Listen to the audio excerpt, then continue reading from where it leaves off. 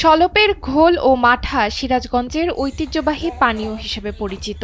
সারা দেশেই এই ঘোল ও মাঠার আলাদা কদর রয়েছে, কিন্তু ঐতিহ্যের এই পরিচিত নামের আড়ালেই ধরা পড়েছে ভেজাল দুধ আর অস্বাস্থ্যকর পরিবেশে উৎপাদনের চিত্র। অভিযোগের ভিত্তিতে অভিযান চালায় জাতীয় ভোক্তা অধিকার সংরক্ষণ অধিদপ্তর ও বাংলাদেশ নিরাপদ খাদ্য কর্তৃপক্ষ।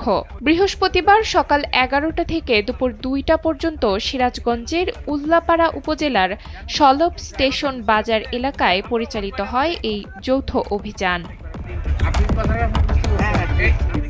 অভিযানে সলপ ঘোলঘর নামে দুটি কারখানায় দুধ পরীক্ষা করা হয়। এর মধ্যে আব্দুল মালিকের কারখানায় 8টি নমুনার 4টিতেই ধরা পড়ে ভেজাল ও নিম্নমানের দুধের প্রমাণ। পরে কারখানা থেকে প্রায় 330 লিটার ভেজাল দুধ জব্দ করে ধ্বংস করা হয়। শুধু তাই নয়, অস্বাস্থ্যকর পরিবেশে ঘোল উৎপাদন এবং লেবেলবিহীন বোতলে বাজারজাত করার দায়ে ওই কারখানার মালিককে করা হয় 30,000 টাকা জরিমানা। অন্যদিকে আব্দুল খালেকের কারখানায় দুধের মান ঠিক থাকলেও উৎপাদন পরিবেশ ছিল অস্বাস্থ্যকর। পাশাপাশি লেবেল ছাড়া বোতলে বিক্রির দায়ে তাকে করা হয় 20,000 টাকা জরিমানা। অভিযান সংশ্লিষ্ট কর্মকর্তারা বলছেন, বিশুদ্ধতা পরীক্ষা ছাড়া কোনোভাবেই মাঠা বা ঘোল উৎপাদন করা উচিত নয়। বিশেষ করে ঐতিহ্যবাহী ও বহুল পরিচিত পণ্যের ক্ষেত্রে এই দায়িত্ব আরো বেশি। কিছু দুধের স্যাম্পলিং করলাম প্রথমবার, সেটা সচেতনতামূলক করেছি আমরা।